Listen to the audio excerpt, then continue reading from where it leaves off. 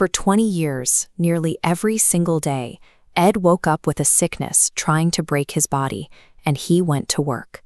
When the world becomes that hard, most people eventually take what they need to survive. Ed never stole. He kept his word like a treasure. To stay alive in conditions like that, a person has to develop a mental landscape where every decision is a matter of life and death. He relied on a set of hard-learned axioms to make it through the day. But there is a cruel trap waiting on the other side of that kind of endurance. The psychological armor that prevents you from dying during a war is often too heavy to wear when building a life in peacetime. It leaves a difficult question in its wake. How do you find a new purpose when your mind is still optimized for the fight? To move forward, we must look at the specific logic that kept Ed alive to see why those same strategies now hold him back.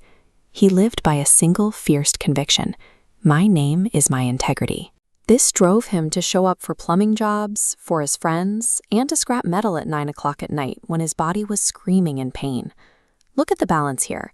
Ed worked tirelessly for everyone else's trust, but he bankrupted his care for his own body, his sleep, and his recovery.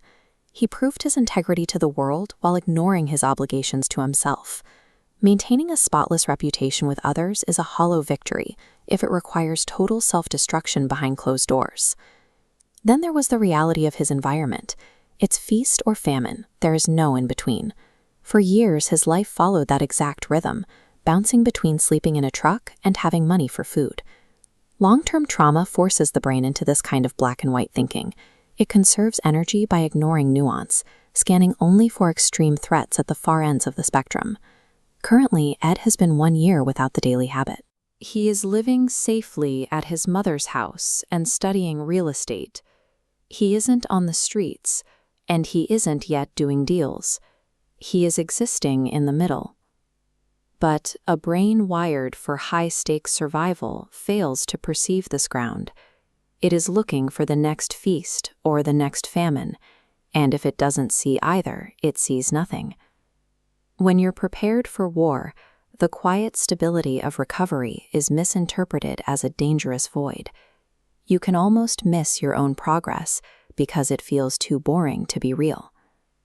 To stay safe, he operated on a defensive assumption. No good deed goes unpunished.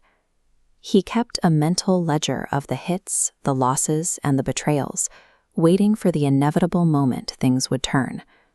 Yet the actual record shows something different. His uncle bought him school clothes. Nick gave him a safe place to stay. His grandmother held on just to see him get clean. These were good deeds that came back to him. While he was bracing for a penalty, he was actually experiencing the enduring support of people who still believed in him. The survival mind acts like a rigged scoreboard. It deletes evidence of love because, after years of being hurt, trusting others feels like a tactical error. Ed cannot simply throw these old logic sets away. They deserve respect. They are the tools that kept him alive through 20 years of hell. The task now is to layer a new set of principles on top of the old ones, a way to transition from simply staying alive to actually growing. If a person is kept alive against those kinds of odds for 2 decades, the reason for that survival must be larger than a single real estate deal. The true purpose is the sweat equity of a life lived hard.